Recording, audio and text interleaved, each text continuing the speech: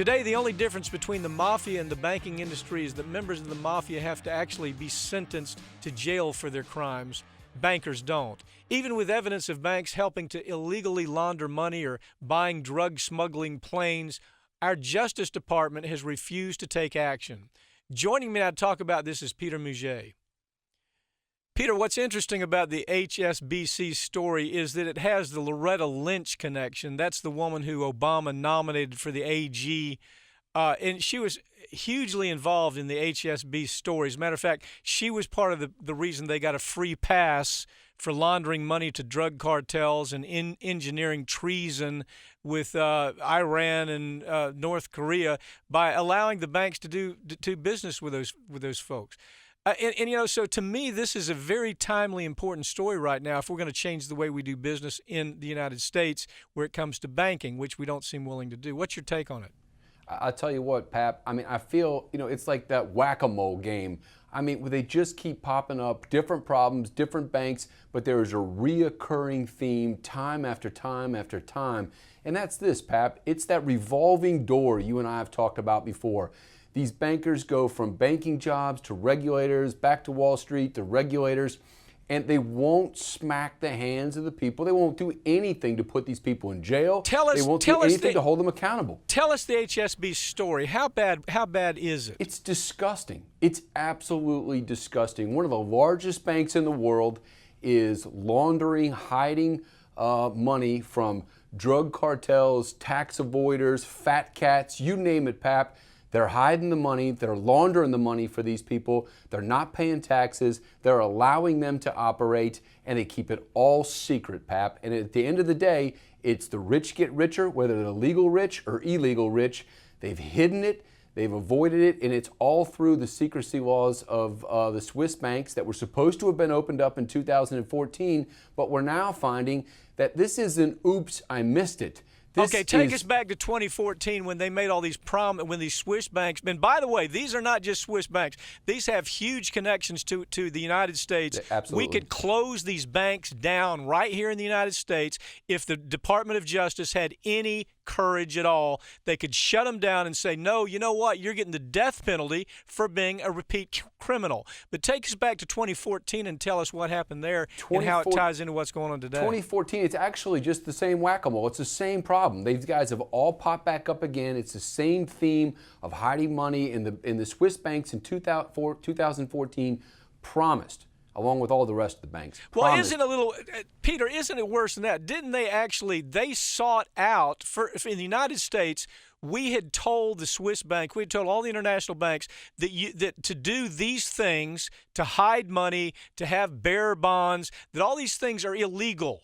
And as a matter of fact, HSB had already been fined almost $2 billion for exactly what they were doing, and we gave them a pass on prosecution way back then, didn't we? Absolutely. So the free pass with the prosecutions from the same bankers that were on the other side of the table. So the regulators were previously bankers from Wall Street, previously lawyers from Wall Street that represented lawyer firms. Now they're regulator side. So they leave Wall Street with these fat cat packages, these $100 million packages. They go to the regulator side, and essentially they're overseeing or regulating their old friends and partners. And they know to go back to make big money again, they cannot issue death penalties. They cannot push people in jail because they're never going to be invited back to the other side of the table if they're too mean and nasty and start really prosecuting these cases, which is why, although we can tell them till we're blue in the face this is illegal, it's that revolving door from one side of the table to the other. That's the problem. It's like a repeat child molester that we won't put in prison. The child molester here in the United States, of course, is the bank that's taking mom and pop money. They're cheating the government out of taxes. They are criminal. It is a criminal enterprise. HSB is a criminal enterprise. They're co-conspirators. They're co-conspirators in the laundry. It's ridiculous. No question about it. They were actually buying airplanes that they knew was being used for drug cartel business. They were buying boats that they knew were being used for drug cartel business. Look, here's the real problem. Lanny Brewer, who was a lawyer with Covington Burling in Washington, D.C., the same law firm that Eric Holder came from, he gave bankers a total pass for everything. I mean, let me go down the list. Let me just see: money laundering, fraud, treason, inside trading, price fixing, antitrust, theft. More RICO than we could possibly even count here. But Lanny Breuer, after he left that position with the Department of Justice in charge of making sure banks do what they're supposed to, he went back to his law firm at Covington Burling, who specializes in representing these Wall Street white-collar criminals. Just like Attorney General Holder's just about ready to do now. And they know if they crack down on the banking side, they will never be welcome back to Wall Street or the law firms that help them avoid these schemes if they crack down. I'm telling you, Pap, the problem is you got to shut down this revolving door. No one's going to be held accountable. It's too cozy. It's too incestuous, and the word co-conspirator fits all too cleanly, Pap. This is a co-conspiracy. Peter, the President of the United States, Obama, again, is getting ready to appoint Loretta Lynch. He knows who Loretta Lynch is. He knows, if he can pick up a book and read, he knows that Loretta Lynch is the one who initiated the case against HSBC to begin with, because the Department of Justice says you can't do these things. But then she's also the person that let them get a slap on the wrist, fined them, withheld adjudication on criminal conduct, right, gave them a free pass, right along with Eric Holder, right along with Obama. Obama knew exactly what was going on. And from top to bottom, there's no way to fix this problem, is there? I mean, how do you fix it when you have the President of the United States participating? Well, you have by this revolving door, but one way to fix it is this.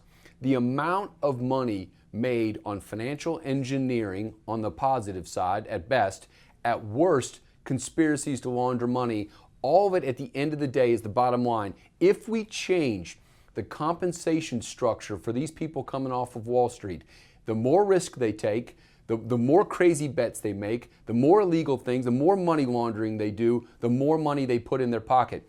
The bonuses and compensation systems, the $100 million. I mean, you're talking about, you remember coming out of the '08 crisis that the banks were getting bailed out, and we were giving bonuses of $150 million to Wall Street fat cats.